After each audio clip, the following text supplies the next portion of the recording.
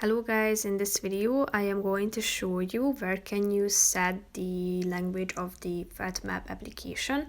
But first I just want to mention, don't forget to subscribe to my channel because at 10,000 subscribers I am going to show you my whole YouTube revenue statistics and growth strategy, how to make money online. Now let's jump into it. First of all, open the application on your phone.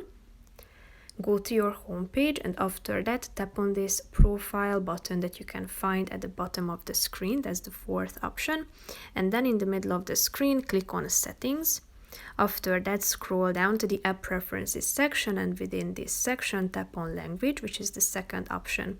Here you can select from 4 options, so click on the relevant one that you would like to apply and tap on OK in order to change the language of the whole application, which might take a few moments.